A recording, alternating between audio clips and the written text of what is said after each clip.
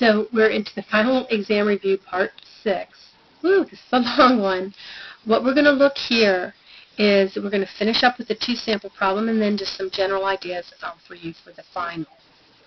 Going back to looking at two proportions, the confidence interval for P1 minus P2, you have to have the number of successes and failures for sample 1 to be greater than or equal to 10 and the number of successes and failures for sample 2 to both be greater than or equal to 10 in order to use your large sample confidence interval. You can always use the +4 confidence interval. Now, if you said no to that, you can still use the +4 confidence interval if your sample sizes are both greater than or equal to 5. If you say no to that, you just can't do either the large or +4 confidence intervals. And with these difference in two population proportions, again, we have to assume that we had simple random samples for both of them and that each sample sizes were no more than 5% of their respective populations. So that does it with looking at some of the inferential statistics and the assumptions and kind of the flow of how to do these problems. So let's go over the best way to study for this final. The first thing, if you can do nothing else, please do yourself a favor and go over test 1 and test 2. If you have time, then I would say the next thing that really is a must is to go over all the quizzes since test 2.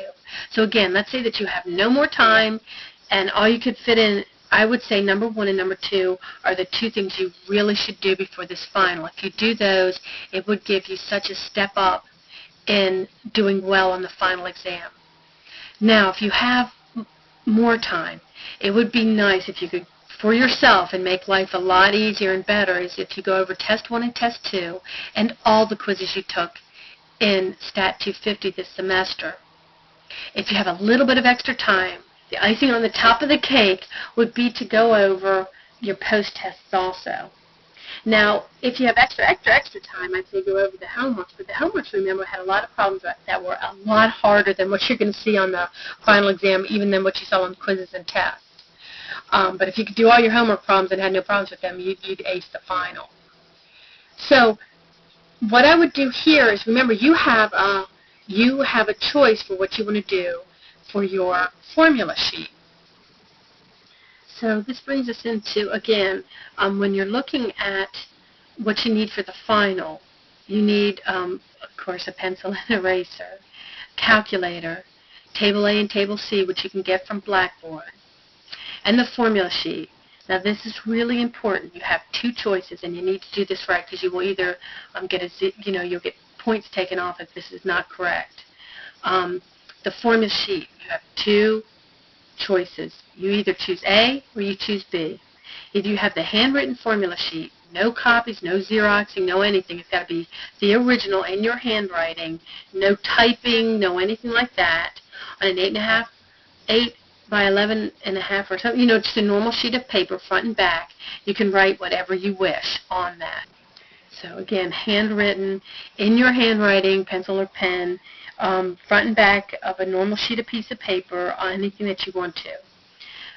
Otherwise, your other choice is just to take off of the Blackboard, the formula sheet that's on Blackboard, copy that, but you can't write anything on it, no comments or anything. So those are your two choices for a formula sheet. The Scantron for the exam will be provided by us. Now, why do I brought this up as we're saying best way to study. What I would do is if you're going to be one to actually handwrite your formula sheets, which I highly suggest because that's a great study guide, and plus you'll know exactly what's on your formula sheet, and it is tailored just for the way that you think. As you go over test 1 and test 2 and the quizzes, you can write down what formulas you needed for each of those so that you're sure to know the formulas you need for the final exam. So that's a great way to study. Well, I wish you all very, very good luck on the exam. It has been a wonderful semester, and I have enjoyed teaching with my in-classes and my online. I am very impressed by everybody's hard work and dedication. We had a really unusual start with the portal, but that ended up working out pretty nicely, and you guys have done wonderfully doing your homework and post-tests and quizzes, which I hope have helped you along your way.